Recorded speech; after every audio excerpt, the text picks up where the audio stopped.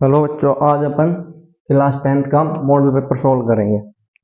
तो इसमें पहला क्वेश्चन है कि 2 मीटर फोकस दूरी वाले किसी अवतल लेंस की क्षमता ज्ञात करवा रहा है।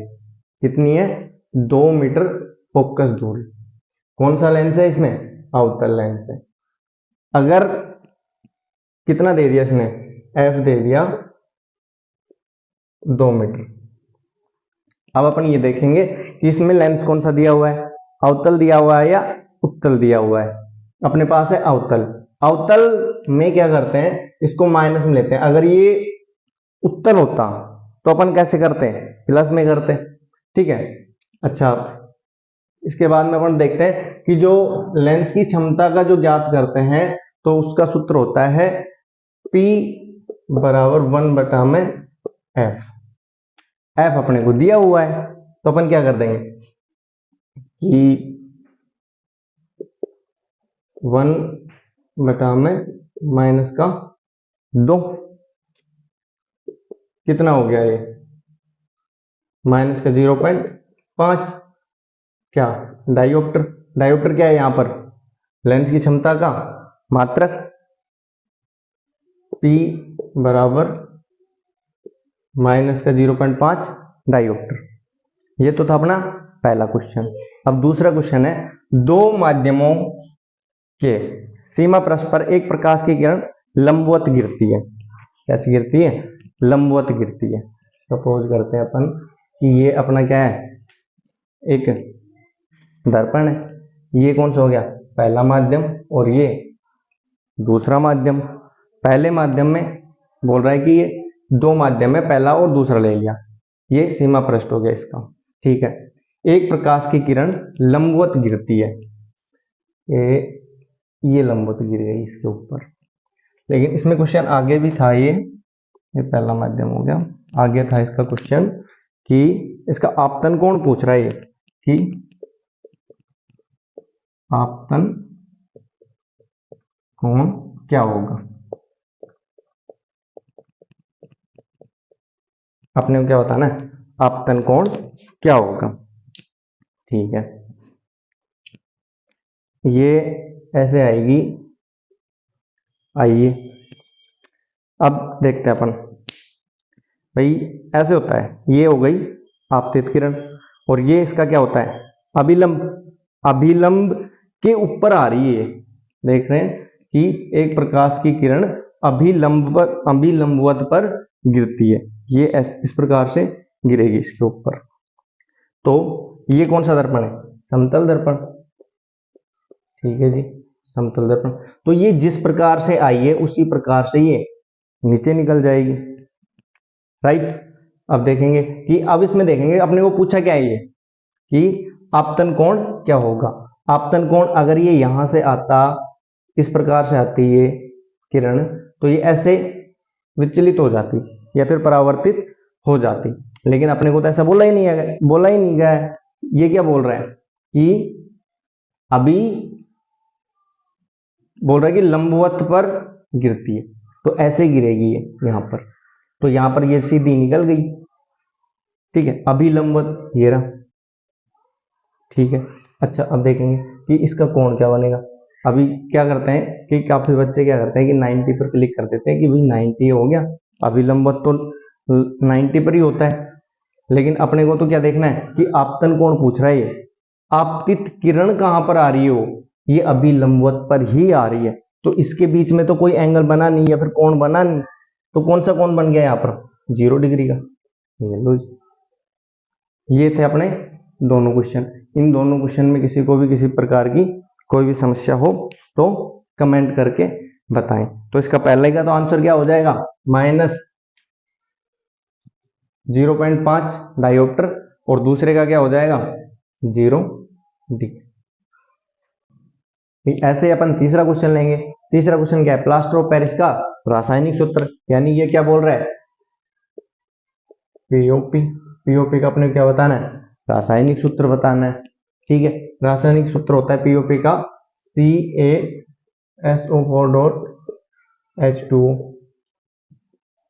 ठीक। अच्छा, अब देखते हैं। सबसे पहले अपने को तो ये पता हो गया कि सी क्या है? कैल्शियम और सल्फेट। SO4 को क्या बोलते हैं? सल्फेट बोलते हैं।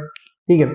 अच्छा, अब अपने को ये देखना है कि ये आधा H2O है, ये आधा H2O है, इसका मतलब होता है हेमीहाइड्रेट। इसको अर्ध हाइड्रेट भी बोल सकते हैं, लेकिन अपने को अर्ध दिया ही नहीं है यहाँ पर ऑप्शन में, तो अपन क्या देखेंगे?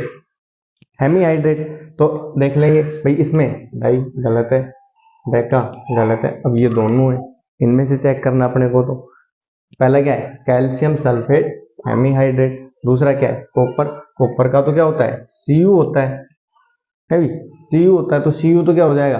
गलत हो जाएगा। गलत क्यों हो जाएगा? क्योंकि प्लास्टर ऑफ पेरिस का ये Cu आता ही नहीं, उसमें तो आता है कैल्शियम आता है। तो इसका क्या आंसर हो जाएगा सही? Calcium sulphate hemihydrate. ठीक। अगला क्वेश्चन है, अमलगम क्या है? ध्यान से देखना है क्वेश्चन को। ये बोल रहा है कि अमलगम क्या है, ना कि अमलराज क्या है।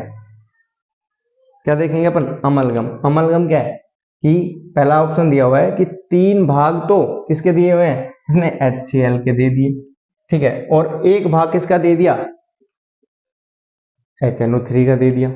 इन दोनों का मिश्रण, जब 3 भाग HCl और 1 भाग HNO3 का मिश्रण होता है तो वो बन जाता है अमलराज। लेकिन अपने को तो वही बात है ना कि भाई अमलराज तो पूछा ही नहीं है, पूछा क्या है? अमलगम पूछा है। ठीक है। अगला देखते हैं, किसी धातु का Hg यानी पारा के साथ मिश्रण। ठीक है, इसको देखते हैं। उसके बाद क्या है? उपधातु। उपधातु होती ही नहीं है, क्योंकि ये तो क्या है? एक तरीके से क्या है? अमलगम, मिश्रण है। तो ये तो एक ही चीज दे दी अपने को, उपधातु। ये तो हो ही नहीं सकती। क्यों नहीं हो सकती? क्योंकि अमलगम में क्या होता है? मिश्रण होता है भैया, 2 या 2 से अधिक चीजों का मिश्रण हो भाई, उसमें धातु भी हो सकती है और अधातु भी हो सकती है। चौथा ऑप्शन है इनमें से कोई नहीं। तो इसको देखते हैं भी।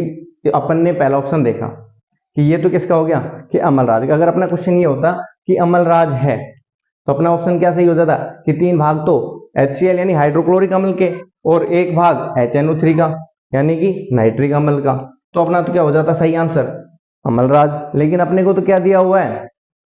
अमलगम दिया हुआ ना। तो अमलगम में होता है जो ये धातु है मरकरी, इसका मिश्रण होता है भाई। वो धातु भी हो सकती है और अधातु भी हो सकती है, लेकिन इसमें क्या हो जाएगा कि जिसमें मरकरी का या फिर पारे का मिश्रण है वही क्या हो जाएगा?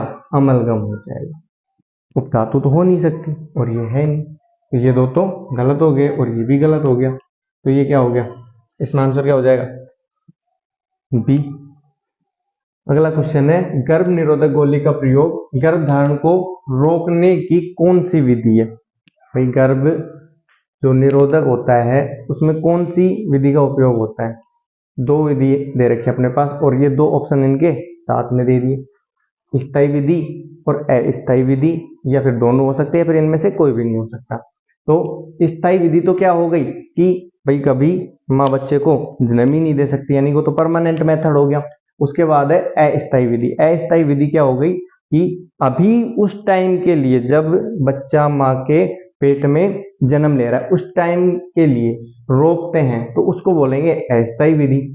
ठीक। और इनमें से अगला हो गया, इनमें से दोनों, मतलब दोनों हो सकते हैं या फिर इनमें से कोई नहीं, लेकिन अपने को तो इस क्वेश्चन के अकॉर्डिंग देखना है।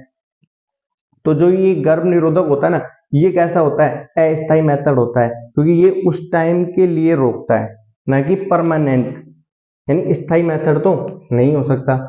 अगर स्थायी नहीं हो गया, पहला कट गया तो तीसरा इसके साथ अपने आप कट जाएगा, और ये इनमें से कोई नहीं, ये भी अपने आप कट जाएगा। तो अपना आंसर क्या आ जाएगा? बी। अगला क्वेश्चन है, निम्न में से कौन सा पादप हार्मोन है? इंसुलिन, थायरोक्सिन, एस्ट्रोजन और साइटोकाइनिन। इंसुलिन हार्मोन अग्नाशय ग्रंथि से स्रावित होता है। तो ये अग्नाशय ग्रंथि कहाँ पर पाई जाती है? मनुष्य में पाई जाती है, जंतु जीवों में पाई जाती है। थायरोक्सिन ये यहाँ पे पाई जाती है, यानी थायराइड ग्रंथि से होती है। अगला है एस्ट्रोजन, जो मादा में पाया जाता है। एस्ट्रोजन और प्रोजेस्टेरोन जो आपने अच्छे से पढ़ रखा है। अगला है साइटोकाइनिन, ये पौधों में पाया जाता है। तो अपना सही आंसर कौन सा हो जाएगा? डी। और इसमें